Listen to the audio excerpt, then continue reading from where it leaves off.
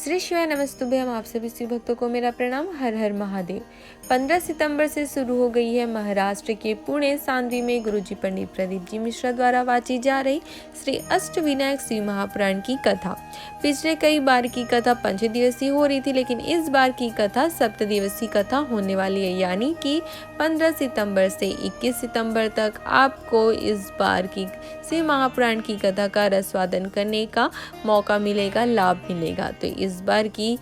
श्री अष्टविनायक शिव महापुराण की कथा का टीवी पर, फेसबुक पर देखने का समय है 1 बजे से 4 बजे तक, यानी कि आपको 1 बजे से 4 बजे तक कथा को सुन सकते हो टीवी पर, फेसबुक पर, यूट्यूब पर, और हमारे वीडियो के माध्यम से आप आज की पहले दिन की कथा की सारी जानकारी को कभी भी सुन सकते हो, जब आपको समय मिले। कथा को सुनने का उसका फल ग्रहण कर सकते, उसका सार ग्रहण कर सकते। तो आज के पहले दिन की कथा तो पूर्ण हो चुकी है, और आज की कथा में गुरुजी ने अष्टविनायक और मयूरेश्वर विनायक से जुड़ी शिव महापुराण की बहुत सारी उपयोगी जानकारी का वर्णन किए हैं। और साथ ही आज की इस कथा के अंत में हम आपको कल शनिवार को 16 सितंबर को प्रदोष काल के समय में माता लक्ष्मी को प्रसन्न करने वाले एक बहुत ही आसान उपाय का वर्णन करेंगे, जिसको करके आप भगवान लक्ष्मी नारायण को प्रसन्न कर, मेरे महादेव को प्रसन्न कर अपने घर में कुबेर का भंडार भर सकते हैं। तो चलिए वीडियो को शुरू करते हैं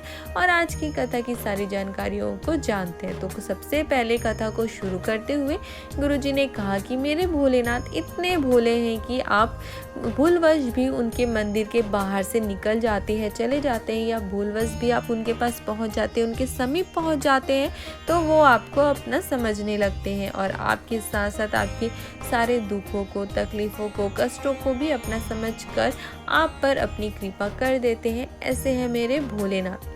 कथा में आगे गुरुजी ने बताया कि 4 जगह ऐसी होती है जहाँ पर आपके न चाहते हुए भी आपसे पाप हो जाते हैं, आपको पता भी नहीं चलता है, पर आप पाप कर बैठते हो। तो कौन सी है वो 4 जगह, तो चलिए जानते हैं। तो पहली जगह है जब आप झाड़ू लगाते हैं तो आपके न चाहते हुए भी आपके झाड़ू से दबकर छोटे छोटे जीव मर जाती हैं, जिनका पाप आपको लगता है। दूसरी जगह है जब आप खाना बनाने के लिए रसोई घर में चूल्हा जलाते हैं या गैस जलाते हैं, तो उसमें कई छोटे छोटे जीव, कीट पतंगे जलकर मर जाती हैं, जिनका पाप आपको लगता है। और तीसरी जगह है पानी भरने का जगह। पानी भरते समय, स्नान करते समय, पोछा लगाते समय और भी कई नित्य क्रियाएं हैं जिन्हें करते समय कई छोटे छोटे जीव मर जाते हैं, जिनका पाप आपको लगता है। और चौथी जगह है जब आप चलते हैं। जब आप चलते हैं तो आपको भले ही कुछ दिखाई नहीं देता हो, आप कितने भी देख देख कर कदम रखें, लेकिन आपके पैरों के नीचे कई छोटे छोटे कीड़े मकोड़े, चींटी आकर आपके पाँव के नीचे दबकर मर जाती हैं, जिसका पाप भी आपको लगता है। कथा में आगे गुरुजी ने बताया कि रसोई घर में जो चिमटा होता है, जिसे कई लोग चिमटा भी कहते हैं, तो क्या आप जानते हैं कि उसका क्या महत्व होता है, उसका क्या उपयोग होता है,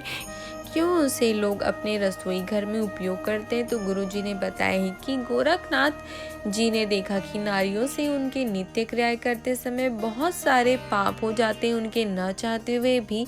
और उनका पाप उनको पड़ता है। तो इस पर गुरु गोरखनाथ जी ने कहा कि जैसे मेरा ये चिमटा रोगों को, बीमारियों को, कष्टों को, परेशानियों को दूर करता है, उसी तरह ये चिमटा भी ना स्त्रियों के पास रहेगा और वह नारियों के सारे पापों को नष्ट कर देगा, उसका नाश कर देगा। आप अपने रसोई घर में इसका प्रयोग करते हैं कि नहीं, आप कमेंट करके ज़रूर बताएं। कथा में आगे गुरुजी ने कहा कि शिव महापुराण की कथा में ये कहीं भी नहीं लिखा हुआ है कि जब भी आप शिव जी के मंदिर जाएं तो लड्डू लेकर जाओ, पेड़े लेकर जाओ, या कोई वस्त्र लेकर जाओ, या कोई भी महंगी वस्तु लेकर जाओ। जबकि शिव महापुराण की कथा में यह लिखा हुआ है कि जब भी आप शिव जी के मंदिर जाओ तो अपना भोला और निर्मल मन लेकर जाओ। शिव महापुराण की कथा यहाँ तक ही कहती है कि अगर आपके पास शिव जी को समर्पित करने के लिए, मेरे महादेव पर चढ़ाने के लिए बेलपत्री भी नहीं है, तो भी कोई बात नहीं है। आप शिव जी पर चढ़ा हुआ बेलपत्री ही शिव जी से मांग कर, उसे धोकर वापस शिव जी पर चढ़ा दो, मेरे शिव जी को समर्पित कर दो, तो उसे भी मेरे भोलेनाथ स्वीकार कर लेते हैं। शिव महापुराण की कथा कहती है कि महादेव को किसी भी चीज का मोह नहीं है, उन्हें सिर्फ चाहिए तो आपका निर्मल और भोला मन, जो उनमें लगा हो। कथा में आगे गुरुजी ने एक वाक्य बताते हुए कहा कि किसी ने उनसे कहा कि गुरुजी, यहाँ पर चौराहे में बहुत सारे भिखारी रहते हैं, जैसे ही गाड़ी रुकती है वे मांगने लगते हैं। तो गुरुजी ने कथा में उनका उत्तर देते हुए कहा कि भिखारी वो लोग नहीं हैं जो अपनी मजबूरी के कारण या अपनी निर्धनता के कारण भीख मांगते हैं, बल्कि भिखारी तो वो लोग हैं जो बड़े बड़े पदों पर बैठे रहते हैं, महीने के 70-80 हजार रुपए कमाते, लाखों कमाते हैं, उसके बाद भी ऊपर से रिश्वत लेते हैं। असल में भिखारी तो वो ही है जो सब कुछ होते हुए भी दूसरों से रिश्वत लेते हैं, उनसे पैसा मांगते हैं। बढ़ते हैं कथा के आगे की जानकारी की और गुरुजी ने कहा कि शिव महापुराण की कथा कहती है कि हमारे जीवन में कितना भी कष्ट क्यों ना आ गया हो, कितनी भी तकलीफ क्यों ना आ गई हो, जब हम शिव जी के मंदिर जाकर शिव जी पर एक बेलपत्री चढ़ाकर उन पर सारी समस्याओं का हल एक लोटा जल चढ़ाते हैं और उसे जल को औषधि के रूप में आचमन कर लेते हैं या अपने ऊपर छिड़क मात्र लेते हैं, तो हमारे शरीर के सारे पाप, सारे कष्ट, सारे दुख, सारे तकलीफ, सारे कष्ट मिटने लगते हैं, उनका नाश हो जाता है और हमारा शरीर रोगों से मुक्त हो जाता है। कथा में आगे गुरुजी ने बताया कि अष्ट विनायक में सबसे प्रबल है मयूरेश्वर विनायक, जहाँ के पेड़ भी मोर के रूप में लेकर भगवान भोलेनाथ को आवाज लगाते हैं। मयूरेश्वर विनायक अष्ट विनायक में प्रथम विनायक है। कथा को आगे बढ़ाते हुए गुरुजी ने कहा कि शिव महापुराण की कथा कहती है कि अगर मात्र एक बेलपत्री का पेड़ भी कोई व्यक्ति कहीं भी लगाता है तो उसे इस मोह रूपी संसार में जन्म मरण से मुक्ति मिल जाती है, उसे मोक्ष मिल जाती है और उसे मेरे महादेव की शरण प्राप्त हो जाती है। अगर आप बेलपत्री का पेड़ घर में लगाए हो तो ठीक है, फिर भी आपको एक बेलपत्री का पेड़ घर से बाहर किसी मंदिर में या किसी बाहर में गार्डन में लगाना जरूर चाहिए। सिर्फ पेड़ लगाकर आपको छोड़ नहीं देना है, बल्कि उसका देख रेख करके उसे पूरा पाल पोस के आपको बड़ा करना है, फल देने लायक बनाना है। आगे गुरुजी ने कहा कि कई लोग कहते हैं कि मयूरेश्वर विनायक मंदिर में भोलेनाथ नहीं है, तो गुरुजी ने बताया कि मयूरेश्वर विनायक मंदिर के बाहर जो नंदी बैठा हुआ है वही भोलेनाथ के रूप में वहाँ विराजमान है। पूरे भारत में आप कहीं भी गणेश जी के मंदिर जाके देखिए, वहाँ आप देखे होंगे कि आपको नंदी नहीं दिखेंगे, वहाँ नंदी नहीं मिलते हैं, लेकिन मयूरेश्वर विनायक मंदिर एक ऐसा मंदिर है जहाँ आपको नंदी भगवान शिव के प्रतिबिंब के रूप में आपको बैठे मिलेंगे। कथा में आगे गुरुजी ने बताया कि जो 15 सितंबर से 21 सितंबर तक की जो श्री अष्टविनायक शिव महापुराण की कथा पुणे में शुरू हो गई है, उसकी सिर्फ 16 सितंबर की यानी कल के दूसरे दिन की कथा टीवी पर 1 बजे से 4 बजे तक आएगी और बाकी 17 सितंबर से 21 सितंबर तक की कथा आपको 2 बजे से 5 बजे तक ही सुनने को मिलेगी।